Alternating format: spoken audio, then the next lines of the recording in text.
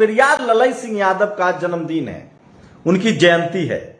आप सोचिए, कल्पना कीजिए, आज दिलीप मंडल पर हमला हो रहा है। दिलीप मंडल को सोशल मीडिया पर भिखारी कहा जा रहा है। दो बड़ी चीजें हैं जो मैं आपसे शेयर करना चाहता हूं। मैं अभी कुछ लोगों के साथ मीटिंग में था। एक ओबीसी कम्युनिटी का शख्स जो कि बीपी मंडल साहब के घर के बगल का अपने आप को क्लेम कर रहा था, वो कहने लगा कि धर्म को लेकर बात हो रही थी। वो कहने लगा कि सम्राट अशोक ने जो कमाया था बुद्धिस्टों ने वो गंवा दिया,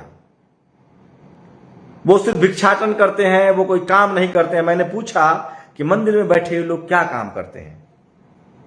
तो सोचिए, इस देश में मैंने उनसे फिर उनकी शिक्षा पूछी, एजुकेशन पूछा, तो फिर वो चौंकाने वाली बात सामने आ गई। मैं फिर कह रहा हूं, जो एससी एसटी ओबीसी माइनॉरिटी की जो लड़ाई है, ये जो हक अधिकार की लड़ाई है, ये तब तक जीती नहीं जा सकती जब तक घर घर एजुकेशन ना हो। बाबा साहब कैसे लड़े? बाबा साहब लड़े एजुकेशन की वजह से। दिलीप मंडल कैसे लड़ रहे हैं? एजुकेशन की वजह से। पेरियार ललई सिंह यादव कैसे लड़े? एजुकेशन की वजह से। आप कल्पना कीजिए, आप 50 करोड़ के मालिक हैं। हो सकता है इस देश में एससी एसटी ओबीसी माइनॉरिटी का कोई भी आदमी नहीं है। माइनॉरिटी में तो है, अशरफ मुसलमान है, एक 2000 5000 10,000 करोड़ के, लेकिन एक भी एससी एसटी ओबीसी का आदमी नहीं है जो 10,000 करोड़ की संपत्ति का मालिक हो, या जिसने 10,000 करोड़ संपत्ति का घोटाला किया हो। करना भी नहीं चाहिए। लेकिन आप बताइए, इस देश के एक भी बहुजन समाज के लोगों से पूछना चाहता हूं, कितने अरबपति को जानते हैं? कितने खरबपति को जानते हैं? टाटा जी के पिताजी का नाम कितने लोग जानते हैं? रतन टाटा के पिताजी का नाम कितने लोग जानते हैं? लेकिन इस देश में पेरियार, फूले, अंबेडकर, रविदास महाराज, गौतम बुद्ध, जगदेव बाबू, पेरियार ललई सिंह यादव, पेरियार, इन सबको लोग जानेंगे। लालू यादव को जानेंगे, मान्यवर कांसीराम साहब को जानेंगे, संत गाडगे को जानेंगे, अंकली को जानेंगे। जैसे जैसे बहुजन समाज का लोग पढ़ता लिखता जाएगा, हम सब लोग उनको जानते जाएंगे। और इसलिए मैं बार बार कह रहा हूं कि आज दिलीप मंडल को गाली दिया जा रहा है। सोशल मीडिया पर ट्रेंड चल रहा है कि दिलीप मंडल भिखारी है। पता है क्यों? क्योंकि दिलीप मंडल जान जोखिम में डालकर आपके लिए खड़े हैं, आपके लिए खबरें लाते हैं। सोचिए, आप लोगों को बताता हूं कि कितना जरूरी है टीवी, अखबार और मीडिया। इस देश में धर्म का प्रचार प्रसार हो। सोचिए, मैं किसी धर्म के खिलाफ नहीं हूं, जिसको जो मानना है मानिए, लेकिन मैं मीडिया और पत्रकारिता की ताकत और उसका प्रभाव बता रहा हूं। इस देश में किसी भी धर्म स्थल पर कितने लोग जमा होते होंगे एक दिन के लिए? 1 लाख, 2 लाख, 4 लाख, 5 लाख, 10 लाख। बाबा साहब की दीक्षा भूमि पर 50 लाख लोग आते हैं। दीक्षा भूमि नागपुर, कोई टीवी अखबार नहीं दिखाता है। इस देश में अंबेडकर साहब के जयंती के दिन दिल्ली के संसद भवन पर 10 लाख से ज्यादा लोग आते हैं, जबकि सारी मीडिया वहीं है, लेकिन कोई नहीं दिखाता है। कैसे दिखाएगा? दिखाएगा तो क्रांतिकारी परिवर्तन आ जाएगा। बाबा साहब ने 1956 में बौद्ध धर्म की दीक्षा ली, 5 लाख लोग जुटे थे। सोचिए, बाबा साहब का 1956 में परिनिर्वाण नहीं होता। तो मैं ये कह रहा हूं कि मीडिया में बहुत ताकत है। अब सोशल मीडिया की बात बता रहा हूं। आज कोई भी किसी शेड्यूल कास्ट पर हमला कर दे, आप बताइए कि क्या वो आदमी बच पाएगा? जालौर की घटना आपको कैसे पता चलती? मार दिया गया बच्चा, किसी को पता नहीं चलता, सुगबुगाहट नहीं होती। रोहित वेमुला, पायल तडवी, डेल्टा मेघवाल, ये सब आपको पता चलता है मीडिया के जरिए, सोशल मीडिया के जरिए। आप कल्पना कीजिए कि मैं दिन भर सोशल मीडिया पर काम करता हूं। ये ठीक वैसे ही है जैसे दीवार को धक्के मारना। जैसे मैं ट्रेन में धक्का मारूं तो मेरी हैसियत नहीं है कि मैं उसको हिला पाऊं, उसी तरह से मैं सोशल मीडिया पर काम कर रहा हूं। मेरी हैसियत नहीं है कि मैं व्यवस्था बदल पाऊं। लेकिन आप कल्पना कीजिए कि एक टेलीविजन हमारे पास होता, लेकिन अब शुक्र मनाइए कि वो बदल रहा है समय। अब सारे टेलीविजन सोशल मीडिया पर आ रहे हैं, लेकिन हम लोग के पास हजारों की संख्या में, आपको बता रहा हूं पूरा कॉन्फ़िगरेशन। एक दिलीप मंडल कैसे लड़ रहा है पूरा मनुवादी मीडिया से, टीवी से लड़ रहे हैं, अखबार से लड़ रहे हैं, जातिवाद से लड़ रहे हैं, मनुवाद से लड़ रहे हैं। अकेला वो आदमी फेसबुक और ट्विटर पर लिखकर और साथ में नौकरी करते हुए जिनको भिखारी कहा जा रहा है। न वो किसी की चाय पीते हैं, न किसी से पैसा लेते हैं, न कोई चंदा लेते हैं, न किसी से भीख लेते हैं। दिलीप मंडल आज भी नौकरी करते हैं। दिलीप मंडल आज भी आपके लिए फ्री ऑफ कॉस्ट ट्विटर और फेसबुक पर लिखते हैं। आज जितना बहुजन यूट्यूब चैनल चल रहा है, सब कोई दिलीप मंडल को फॉलो करके वहीं से खबरें लाता है। उस शख्स को भिखारी कहा जा रहा है। आज पेरियार ललई सिंह यादव की जयंती है। पेरियार ललई सिंह यादव जो थे वो बुद्धिस्ट बने, सेना में नौकरी करते थे, आंदोलन चलाया, अपनी जमीनें तक बेच दी। आज जैसे जैसे बहुजन समाज के लोग पढ़ते लिखते जा रहे हैं, उनका सम्मान बढ़ता जा रहा है। फूले साहब अपना बिजनेस किया, काम किया, लोगों को जागरूक किया। आप सोचिए अगर उनके समय बाबा साहब ने 100 साल पहले द मुकनायक अखबार शुरू किया था, साहू जी महाराज ने उसके लिए चंदा दिया था। आज इस देश में अगर आपके पास टीवी और अखबार होता, चाहे वो मायावती हो, चाहे लालू यादव हो, चाहे स्टालिन हो, चाहे हेमंत सोरेन हो, स्टालिन के पास एक बड़ा मीडिया ग्रुप है। आपके बच्चे को कोई हाथ नहीं लगा सकता। सोचिए अगर आज देश में टीवी हो और अस्पताल पर हम खबर चलाना शुरू कर दें, अस्पताल की रिपोर्टिंग करें, अस्पताल की हालत दिखाएं, हमारे पास ताकत हो, संसाधन हो। मीडिया चैनल में 1000 लोग काम करते हैं, 1000 कम से कम, और कम से कम 500 से 600 जिलों रिपोर्टर होते हैं उनके, हर जिलों में, हर शहर में, हर डिस्ट्रिक्ट में। हमारे पास संसाधन नहीं है। इस देश में सबसे ज्यादा अत्याचार SC ST OBC माइनॉरिटी के साथ होता है। मैं रोज, सोचिए, बहुत लोग मुझसे नाराज होते हैं, गाली गलौज होता है। इस देश में रोज मुझे 1000 कॉल रोज एवरेज आता है। रोज मैं सोचता हूं कि मैं अपना नंबर हटा दूं, लेकिन वो नंबर इसलिए रखे हुए हूं कि मुझे पता चलता है कि समाज की क्या दुर्दशा है, कौन कहां से फोन कर रहा है, कहां तक हमारी बात जा रही है। इस देश के बहुजन समाज को एक मीडिया हाउस की जरूरत है, डिजिटल मीडिया प्लेटफॉर्म की जरूरत है, जिसके पास अपना दफ्तर हो और कम से कम 1000 लोग उसमें काम करते हो।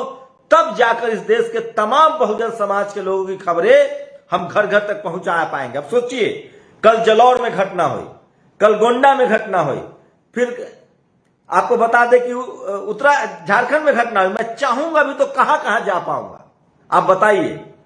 तो एक इंडिविजुअल एक चना भार नहीं फोड़ सकता है। बहुजन समाज को बड़े मीडिया हाउस की जरूरत है, जिसके पास कम से कम हर जिले में एक रिपोर्टर हो, मतलब 600 रिपोर्टर हो। और माफ कीजिएगा, अगर शुरुआती इन्वेस्टमेंट हो जाता है, शुरुआती मदद मिल जाती है, तो हमें फिर चंदा लेने की भी जरूरत नहीं है, क्योंकि अब मार्केट बहुत बड़ा हो रहा है। सारा अच्छा सुनिए, अब टीवी अखबार की भी जरूरत नहीं है। अब हमें ट्विटर, फेसबुक, यूट्यूब पर हमें चैनल बनाना पड़ेगा। हर जिले में हमें अगर रिपोर्टर रख पाए, हर जिले में 600-700 रिपोर्टर रखना कोई बड़ी बात नहीं है, और 25 से 30 हजार रुपए उनको सैलरी देना, 20 से 25 हजार रुपए सैलरी देना, यह भी बड़ी बात नहीं है। यहां तक मैं बता रहा हूं कि हर जिले का रिपोर्टर आर्थिक मदद से भी चैनल चला सकता है, विज्ञापन से भी चैनल चला सकता है। इतने हर जिले में SC ST OBC माइनॉरिटी के लोग संसाधन संपन्न हो गए हैं कि वो हर जिले में रेवेन्यू अर्न कर सकते हैं, विज्ञापन दे सकते हैं, क्योंकि हम सबसे बड़ी संख्या, हमारी सबसे बड़ा मार्केट है हमारा। लेकिन सोचिए क्या दिलीप मंडल अकेला बोल रहा है। गिने चुने 4-5 सोशल मीडिया के प्लेटफॉर्म है। इस देश के बहुजनों को एक बड़ा मीडिया हाउस शुरू करना पड़ेगा, और नेशनल दस्तक ने उस दिशा में आगे कदम बढ़ा दिया है। हम लोग जल्द ही इस देश के हर जिले में एक रिपोर्टर अपॉइंट करने जा रहे हैं, हर जिले में, हर राज्य में। और हर जिला जब मैं कहता हूं तो उसका मतलब उसमें शहर भी आ जाएगा। नेशनल दस्तक की कोशिश है कि हर जिले में, चाहे कोई भी स्टेट हो, हम एक जिला में रिपोर्टर रखेंगे। उसके हमें बस एक ऑफिस की जरूरत है, और कम से कम उसके लिए हर जिले के रिपोर्टर को खबर लगाने के लिए 100 लोगों की टीम चाहिए, 100 लोगों की टीम। अब आप कहेंगे तमिलनाडु में कैसे काम होगा, कर्नाटक में कैसे काम होगा? बिल्कुल काम होगा। भाषा बैरियर नहीं है। तमिलनाडु की खबर हम तमिल में लगाएंगे, हमें 1-2 तमिल के लोग रखने पड़ेंगे, 1-2 केरल के लोग रखने पड़ेंगे, एक टोटल मिला के। अगर हम हर स्टेट से 2 स्टाफ रखते हैं, 2 लोगों को रखते हैं, और पूरे देश में हम अगर हर जिले में रिपोर्टर रख दें, तो मैं दावे के साथ कह सकता हूं कि न तो आरक्षण के खिलाफ, न किसी पर बुलडोजर चलेगा, न SC/ST के साथ व्यवहार होगा, न किसी का शोषण होगा। खबर में बहुत ताकत है। सोचिए, नेशनल दस्तक मामूली लोगों से 2-3 लोग मिलकर, हम लोग 4 लोग मिलकर चला रहे हैं। 5 साल हो गया, इंपैक्ट नहीं पैदा हो रहा है। इंपैक्ट तभी पैदा होगा जब हम बड़े पैमाने पर काम करेंगे। सोचिए, पहले नेशनल दस्तक सिर्फ यूट्यूब चैनल था, उसके बाद अब सारे टेलीविजन चैनल यूट्यूब पर आ गए हैं। सोचिए, ये गनीमत है कि हमारे दौर में सोशल मीडिया आया है। सोशल मीडिया, आप टीवी देखिए, अब टीवी की जरूरत नहीं है। आप सब लोग अपने घर में टीवी नहीं देखते हैं, अब सब लोग मोबाइल पर ही फिल्में मोबाइल पर, न्यूज मोबाइल पर। सोचिए, हीरो हीरोइन की फिल्में फ्लॉप क्यों हो रही है? क्योंकि सिनेमा हॉल में लोग जाना नहीं चाहते हैं। एक तो उनके OTT वाले कंटेंट में दम नहीं है, और दम नहीं है तो उनका खबर चलेगा, फिल्में चलेंगी नहीं। SC/ST OBC माइनॉरिटी के लोग जिस दिन ठान ले आप नेशनल दस्तक को, जिस दिन इस देश का पढ़ा लिखा, सोचिए आप 10 मिलियन 15 मिलियन लोग सब्सक्राइब कर ले। हमारे लोग को सब्सक्राइब करने में तकनीकी रूप से हम बहुत मजबूत नहीं है। अगर हर जिले में हमारा रिपोर्टर होगा, वो सोशल मीडिया को सब्सक्राइब करने के लिए भी लोगों को समझाएगा। हम कैंपेन, और मीडिया बहुत जरूरी है। आपके तमाम हक अधिकार की खबर, आपको इंफॉर्मेशन कैसे पहुंचेगा? आज मैं कहां पैदा हुआ, कहां काम कर रहा था, टेलीविजन में काम कर रहा था, मुझे कोई नहीं जानता था। आज पूरा बहुजन समाज दिलीप मंडल के साथ खड़ा है। दिलीप मंडल इस देश का सबसे ईमानदार, सबसे तेज तरार पत्रकार है। उनको धमकियां दी जाती है रोज, हम लोग को रोज गाली दी जाती है। आप अगर खड़ा नहीं होंगे, बहुजन समाज खड़ा नहीं होगा। सोचिए, आप अखबार खरीदते हैं, आप टेलीविजन देखते हैं, जो आपका दुश्मन है, जो आपके हक अधिकार के खिलाफ है, जो आपके ही खिलाफ साजिश करता है, आपके बच्चों को स्कूल में मार देता है, आपके बच्चों को कॉलेज यूनिवर्सिटी में मारता है, सुप्रीम कोर्ट में आपको जज नहीं बनने देता है।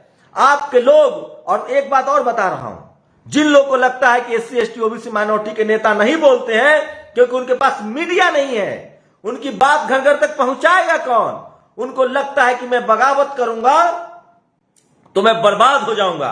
आप सोचिए, अगर आपके पास टेलीविजन चैनल हो या सोशल मीडिया का बड़ा प्लेटफॉर्म हो और कोई नेता आपके हक अधिकार की बात करे, कोई पार्टी उसे निकालने की हिम्मत नहीं करेगी। कोई पार्टी उसे निकालने की हिम्मत नहीं करेगी, क्योंकि जनता में मैसेज चला जाएगा। नेशनल दस्तक ने शुरुआती दिनों में 30-30 के बैच के 3 बैच को ट्रेनिंग दी थी।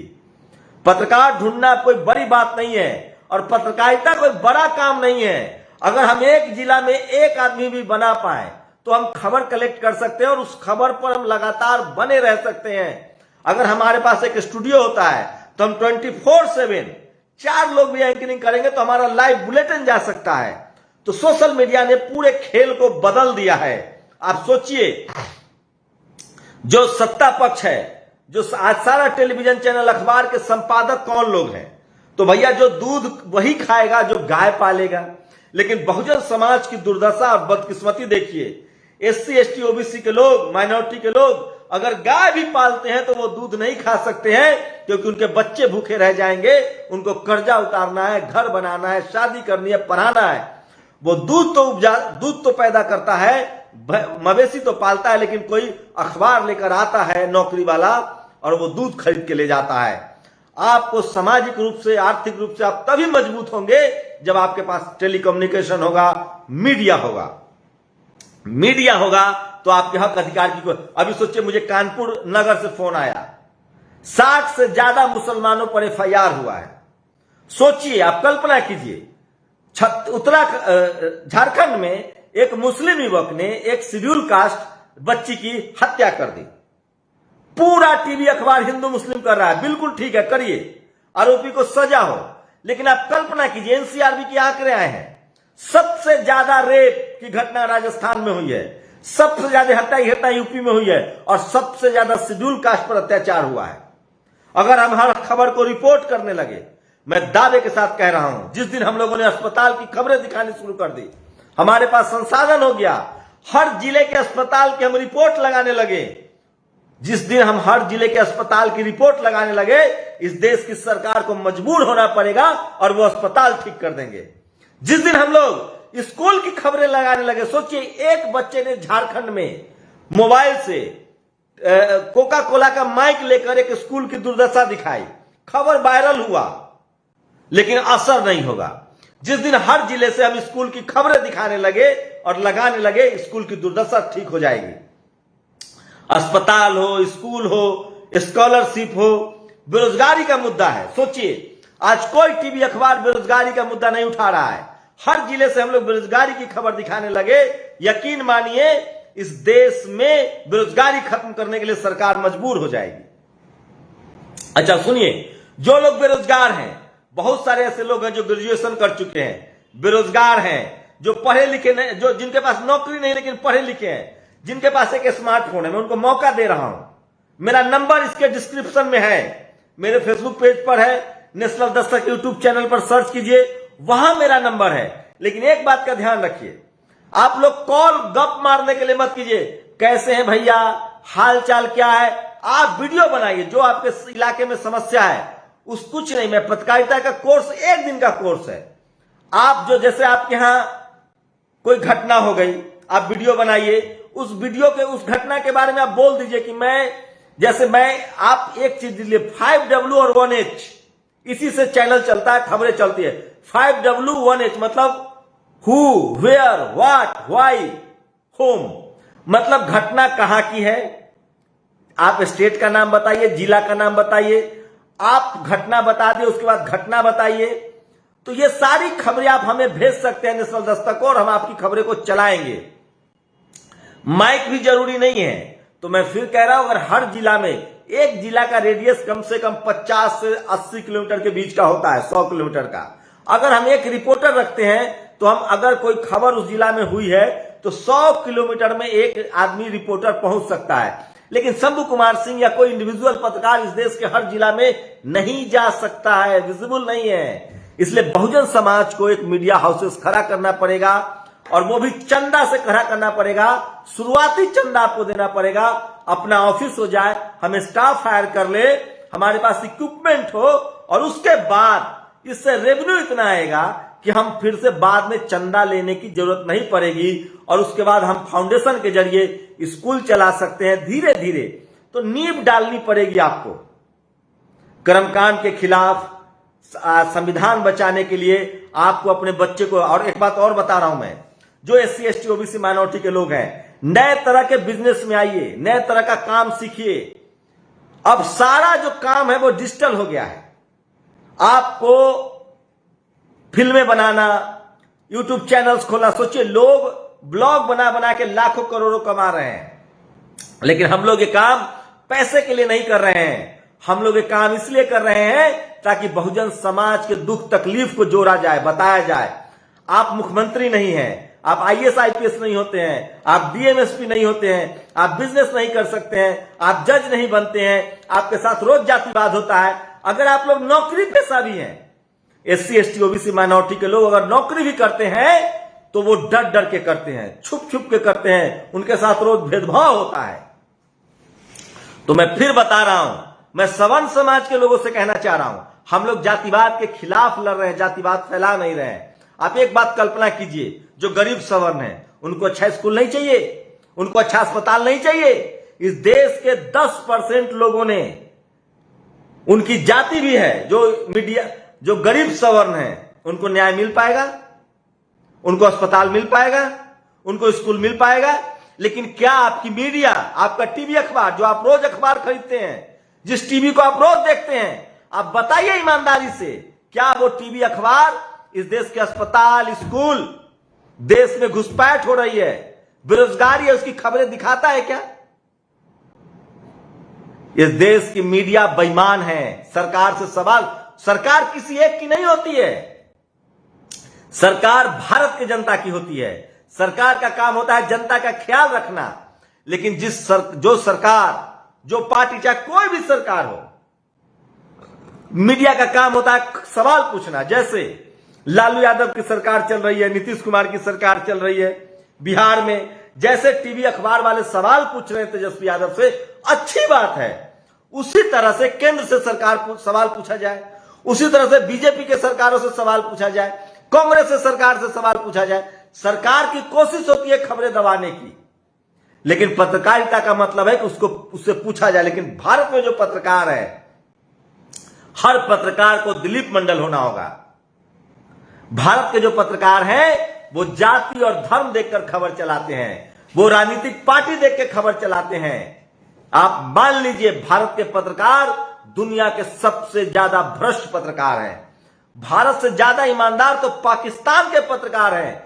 जिस देश में ज्यादा पत्रकारों की हत्या सरकार करवाए, वो उस देश में पत्रकारिता ज्यादा ईमानदार है। और जिस देश में पत्रकारिता ज्यादा ईमानदार होगी, उस देश की सरकार औकात में रहती है।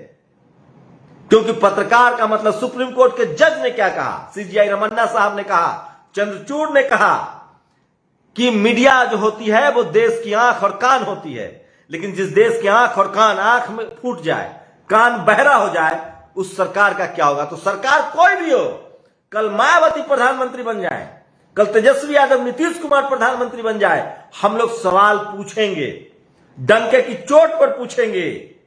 लेकिन अभी क्या चल रहा है, मनमोहन सिंह से सवाल पूछा जाता था, तब मीडिया ईमानदार थी, डरती नहीं थी। आज क्या हो रहा है, आज जो सरकारें चल रही है उससे सवाल नहीं पूछा जा रहा। और वो डर से नहीं, जाति की वजह से। जो पत्रकार हैं, जो सीबीआई में हैं, जो इनकम टैक्स में हैं, जो ईडी में हैं, जो जजेस बने हुए हैं, उन सब की जाति एक है, उन सब की विचारधारा एक है, उन सब का मजहबी एकरूपता है। और इसलिए वो चाहते हैं कि इस देश में संविधान के जरिए जो सबको बराबर, आज दलित, पिछड़ा, आदिवासी मुख्यमंत्री बन जाए। मीडिया ईमानदार, क्योंकि मीडिया में जो लोग हैं वो लोग हैं जो उनसे नफरत करते हैं, जो आपको चपरासी नहीं बनने देना चाहते हैं, वो आपको चीफ मिनिस्टर बनने देंगे।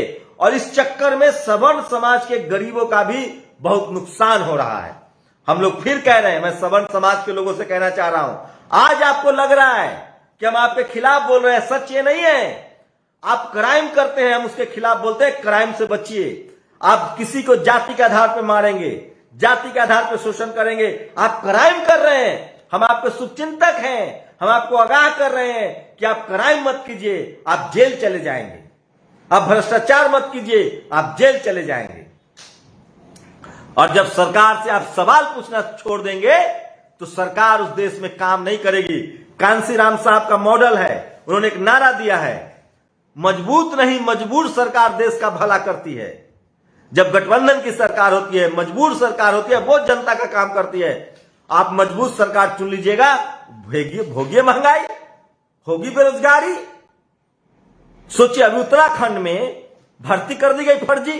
मैं इस देश के बेरोजगारों से पूछना चाहता हूं कि जिन आरएसएस बीजेपी के नेताओं की भर्ती हुई है, क्या सवर्ण गरीबों की भर्ती हुई? लेकिन आप खुश हो जाएंगे कि ठीक है, बीजेपी के नेता, आरएसएस के नेता, सवर्णों को नौकरी मिली है। कल बिहार में सिर्फ नीतीश जी के और तेजस्वी यादव के रिश्तेदारों की भर्ती हो जाए, एक यादव एक कम्युनिटी की भर्ती हो जाए, आप खुश होंगे? नहीं ना, गरीब लोग मारे जाएंगे। ये हो रहा है इस देश में। मैं सवर्ण समाज से अपील कर रहा हूं, अब वक्त आ गया, आपको बोलना पड़ेगा। आप लोग पढ़े लिखे लोग हैं, हम उस समाज से आते हैं जहां शिक्षा है, गरीबी है, बेरोजगारी है। लेकिन आप लोग की नैतिक जिम्मेदारी है कि आप लोग गरीब सवर्णों के प्रति ईमानदार होइए। 10% लोग इस देश की हकीकत नहीं है, 90% लोग गरीब हैं, लाचार हैं, बेबस है। अंबानी अडानी इस देश की हकीकत नहीं है। इस देश में रोज 5 मजदूर हत्या कर रहे हैं, युवाओं को नौकरी नहीं मिल रही है, लोगों की शादियां नहीं हो रही है, बेरोजगारी चरम पर है, सरकारी नौकरियां फ्रीज हो रही है। मैं इसलिए कह रहा हूं, एससी एसटी ओबीसी माइनॉरिटी की हालत और खराब है, जिसके पास न जमीन है, न व्यापार है, न बिजनेस है। जो पीड़ित है, मैं उसके खिलाफ आवाज उठाता हूं। और इसलिए हमारी कोशिश है, और इसके लिए मैं बात कर रहा था कि दिलीप मंडल, आप सोचिए, आज मैं पेरियार ललन सिंह यादव की बात क्यों कर रहा हूं? क्योंकि वो सवाल उठा रहे हैं, किसी भी तरह की गैर बराबरी, भेदभाव किसी के साथ हो। आप मान लीजिए, आप सवर्ण समाज के लोग हैं, आपका बहुत सवर्ण है, वो आपके साथ भेदभाव कर रहा है, आपको कैसा लगता है? सीने पर हाथ रख के बताइए, वो भेदभाव करता है, कैसा लगता है आपको? खराब लगता है ना? उसी तरह से जब आप जाति के आधार पर भेदभाव करते तो कैसा लगता है? अभी अमेरिका में भारतीय महिलाओं को किस तरह से एक मैक्सिकन अमेरिकन ने गालियां दी, कितना बुरा लगा। आप रोज जाति के नाम पर गाली देते हैं, आप रोज धर्म के नाम पर अत्याचार करते हैं, आपको अच्छा लगता है? तब आप एक इंसान नहीं हैं, आप हैवान हैं, आप जानवर हैं, आप मानव तो है ही नहीं। इसलिए मैं कह रहा हूं कि भारत का संविधान सबको बराबरी का हक देता है। और ये चेक एंड बैलेंस, अब आप सोचिए एक बात और है, मान लीजिए कोई जहर का कारोबारी है, वो जहर बेचता है, वो तो छोड़ेगा नहीं, उसका कारोबार है। उसका इलाज क्या है? उसका इलाज है कि आपको साबित करना पड़ेगा कि ये जहर बेचता है। तो जो लोग जाति और धर्म के नाम पर मलाई खा रहे हैं, बड़े बड़े पौधों पर बैठे हैं, वो तो छोड़ेंगे नहीं, उनको छोड़ने के लिए मजबूर करना पड़ेगा। और उसी का नाम है संविधान। जब संविधान लागू होगा, जब संविधान की बात होगी, तो न कोई बेरोजगार रहेगा, न कोई जात पात पर शोषण होगा, न धर्म के आधार पर शोषण होगा, न किसी के साथ लिंग के आधार पर शोषण होगा। इसलिए मैं कह रहा हूं, जो पत्रकार सरकार से सवाल न पूछे, जो पत्रकार सरकार से सवाल न पूछे, सरकार की हाँ में हाँ मिलाए, वो समझिए जातिवादी है, मनुवादी है, ब्राह्मणवादी है। लेकिन भारत की मीडिया का एक कैरेक्टर बता रहा हूं, भारत की मीडिया घोर जातिवादी, ब्राह्मणवादी, मनुवादी है। और जब तक भागीदारी नहीं होगी तब तक ये सुधरेगा नहीं। और दिलीप मंडल उसी का नाम है। वो अकेला वो शख्स ट्विटर और फेसबुक पर इस देश के 90% गरीब, उसमें सवर्ण भी है, गरीब लाचार बेबस लोग की आवाज उठा रहे हैं, लड़ रहे हैं। और इसलिए उनके साथ खड़ा होइए। हम लोग की कोशिश है, आपसे बात भी होती रहेगी कि एक बड़ा मीडिया हाउस खड़ा किया जाए जो सरकार से सवाल पूछे। पत्रकार, जैसे देखिए हम सेना में नौकरी करते हैं, अगर मान लिया हम सेना में होते तो क्या युद्ध होगा तो हम भाग जाएंगे मरने के डर से? तो हम देशद्रोही है ना। उसी तरह से अगर आप पत्रकार हैं और आप सरकार से सवाल नहीं पूछ रहे हैं तो आप गद्दार हैं, आप देशद्रोही हैं। आप जनता के सवालों की बात सरकार तक पहुंचाइए। आप सरकार को बताइए कि जनता का भलाई हो रहा है कि नहीं हो रहा है, जनता की दुख तकलीफ क्या है, दवाई नहीं मिल रही है, पढ़ाई नहीं हो रही है, गरीब मर रहा है। तो ये सब कुछ आपसे छुपाया जा रहा है। और इसलिए मैं कह रहा हूं कि जो टीवी और अखबार आप देख रहे हैं वो दरअसल खबर नहीं, प्रचार है। और आज के समय में आपके घरों में आरएसएस बीजेपी के दो कार्यकर्ता, एक टीवी और एक अखबार। मीडिया ईमानदार हो जाएगी जब किसी गैर सवर्ण की सरकार होगी, गैर बीजेपी आरएसएस की सरकार होगी। इसकी वजह है कि जो मीडिया में लोग हैं, तमाम जगह पर एक ही जाति के लोग हैं, एक ही कम्युनिटी के लोग हैं जो बीजेपी और आरएसएस की विचारधारा से सहमत हैं। उसकी कुछ भी विचारधारा हो, मैं सिर्फ ये कह रहा हूं कि मीडिया को, पत्रकारों को जनता के साथ होना चाहिए। और हां, एक बात और, इस देश में इस 90% जो अत्याचार होते हैं उसकी वजह जाति है। ये जाति प्रधान देश है, इसलिए हम लोग जाति का मुद्दा उठाते हैं। अब कोई कह रहा है आरक्षण हटाओ, उस साहब से पूछिए कि आरक्षण हटा देंगे, जाति कब हटाओगे? हिंदू में शादी कब होगी? हिंदू में शादियां कब होगी? हिंदू जब शादी करता है तो हिंदू देखकर शादी नहीं करता है, जाति देखकर शादी करता है। वो कब खत्म होगा? जब नौकरियां मिलती है तो हिंदू देखकर नहीं, जाति देखकर नौकरियां मिलती है। जब जज बनाए जाते हैं, इस सब पर बात करनी पड़ेगी। और जिस दिन अस्पताल, स्कूल, जाति के नाम पर हिंसा पर बहस होने लगी, ये खत्म हो जाएगा और हम एक मजबूत मुल्क, चीन से आगे जाने वाला देश, आर्थिक रूप से, सामाजिक रूप से मजबूत मुल्क बनेंगे। आप लोग अपनी प्रतिक्रिया जरूर दीजिए। और पेरियार ललित सिंह यादव, मैं फिर कह रहा हूं, वो तमाम लोग जिन्होंने इस मुल्क को बेहतर बनाने के लिए लड़ाई लड़ी है, जिन्होंने इंसानियत के लिए लड़ाई लड़ी है, उनको हमेशा याद कीजिए। धर्म आपका निजी आस्था हो सकता है, लेकिन धर्म के नाम पर अगर आप अत्याचार कर रहे हैं, शोषण कर रहे हैं, धर्म के नाम पर आप भ्रष्टाचार कर रहे हैं, धर्म की आड़ में आप राजनीति करके देश को मजबूर बना रहे हैं, तो यकीन मानिए आप धार्मिक तो बिल्कुल नहीं है। इसलिए मैं कह रहा हूं, भारत देश संविधान से चलना चाहिए। धर्म आपका निजी मामला है, लेकिन आज धर्म की राजनीति ने इस देश को बांट दिया है। आज धर्म की राजनीति ने इस देश को पंगु बना दिया है। आज धर्म की राजनीति ने इस देश के school, college, media, judiciary, bureaucracy, अस्पताल सबको बर्बाद कर दिया है। तो ये तमाम बड़ी बातें थी जो मैं आपसे शेयर कर रहा था। मैं फिर कह रहा हूं, इस देश के पत्रकारों को समझना पड़ेगा। वो नहीं समझेंगे क्योंकि वो अपनी सफलता देखते हैं, वो अपना पेट भर रहे हैं, वो अपना घर देख रहे हैं, और मुल्क के लोग, ये मुल्क, इस देश के नागरिक बहुत बुरी स्थिति में फंसते जा रहे हैं। सरकार आती जाती रहेगी, देश बड़ा है, और जब तक आप सरकार से सवाल नहीं पूछेंगे, सरकार आपके लिए काम नहीं करेगी। अपनी प्रतिक्रिया जरूर दीजिए। शुक्रिया। नेशनल दस्तक की आपसे गुजारिश है कि अगर इसको बचाना चाहते हैं तो नेशनल दस्तक को सब्सक्राइब करने के लिए रेड कलर के सब्सक्राइब बटन को दबाएं, फिर बेल आइकन की घंटी दबाएं। नेशनल दस्तक को बचाने के लिए बहुत जरूरी है कि हर खबर को शेयर करें, लाइक करें, कमेंट जरूर करें।